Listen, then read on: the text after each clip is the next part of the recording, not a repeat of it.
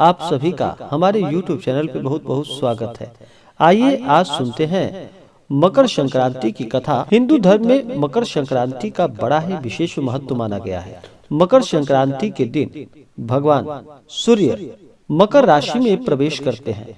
उसे ही संक्रांति के रूप में मकर संक्रांति के नाम से जाना जाता है। भगवान सूर्य इस दिन अपने पुत्र शनिदेव से मिलने जाते हैं। मकर संक्रांति के दिन जो विभक्त सच्ची श्रद्धा के साथ इस दिन गंगा में स्नान करते हैं, तिलों का दान करते हैं, गुड़ का दान करते हैं, भगवान विष्णु, माता लक्ष्मी और किसी भी प्रकार का पूजन, धर्म कर्म का कार्य करते हैं, उन्हें अनंत गुना पुण्य फलों की प्राप्ति होती है। तो आइए सुनते हैं मकर संक्रांति की पौराणिक कथा। सूर्य संस्कृति में मकर संक्रांति का पर्व ब्रह्मा, विष्णु, महेश, गणेश आदि शक्ति और सूर्य की आराधना एवं उपासना का पावन पर्व माना गया है, जो कि तन, मन और आत्मा को शक्ति प्रदान करता है। संत महर्षियों के अनुसार इसके प्रभाव से प्राणी की आत्मा शुद्ध हो जाती है, संकल्प शक्ति बढ़ती है, ज्ञान तंतु विकसित होते हैं।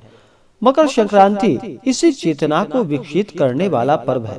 यह संपूर्ण भारतवर्ष में किसी न किसी रूप में अवश्य ही मनाया जाता है। कहीं पोंगल के रूप में, कहीं संक्रांति के रूप में, तो कहीं खिचड़ी के रूप में इसे मनाया जाता है। और इस दिन विशेष प्रकार से भगवान सूर्य का पूजन किया जाता है, गंगा स्नान किया जाता है। विष्णु धर्म सूत्र में कहा गया है कि पितरों की आत्मा की शांति के लिए एवं स्वार्थ वर्धन तथा सर्व कल्याण के लिए तिल के 6 प्रयोग पुण्यदायक एवं फलदायक होते हैं। तिल जल से स्नान करना, तिल का दान करना, तिल से बना भोजन करना, जल में तिल अर्पण करना, तिल से आहुति देना और तिल का उपटन लगाना। सूर्य के उत्तरायण होने के बाद से देवों की ब्रह्म मुहूर्त उपासना का पुण्य काल प्रारंभ हो जाता है।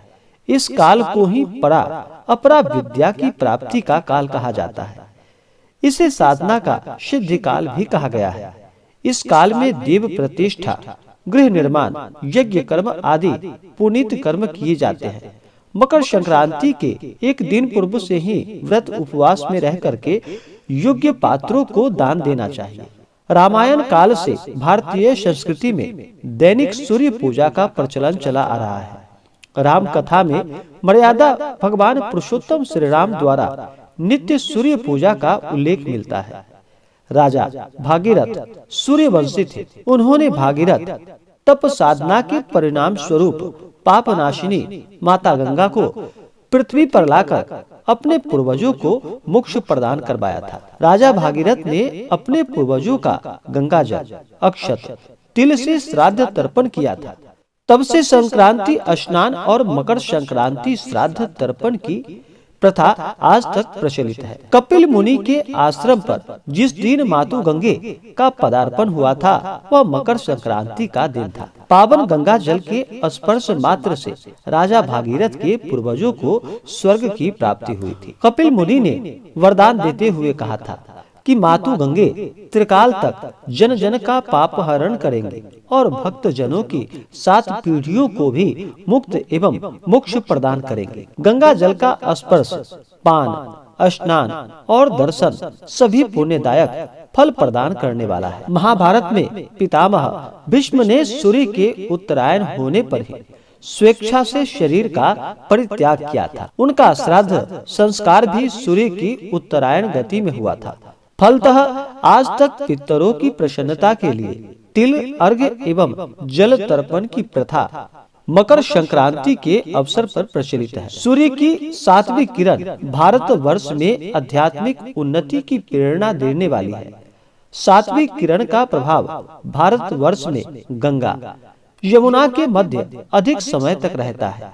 इस दिन इस भौगोलिक स्थिति के कारण ही हरिद्वार, प्रयाग में और मकर संक्रांति में स्नान किया जाता है। कुंभ तथा अर्ध कुंभ के विशेष उत्सव का भी आयोजन किया जाता है।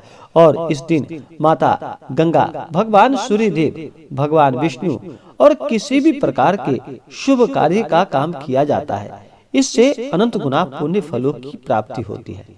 पौराणिक कथाओं के अनुसार इस विशेष दिन पर भगवान सूर्य अपने पुत्र भगवान शनि के पास जाते हैं उस समय भगवान शनि मकर राशि का प्रतिनिधित्व कर रहे होते हैं।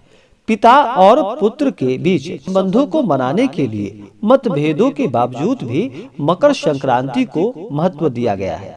ऐसा माना जाता है कि इस विशेष दिन पर जब कोई पिता अपने पुत्र से मिलने जाते हैं तो उनके संघर्ष हल हो जाते हैं और सकारात्मकता, खुशी और समृद्धि के साथ साझा हो जाती है। इसके अलावा इस विशेष दिन की एक कथा और है जो कि भीष्म पितामह के जीवन से जुड़ी हुई है, जिन्हें यह वरदान मिला था कि उन्हें अपनी इच्छा से मृत्यु प्राप्त होगी।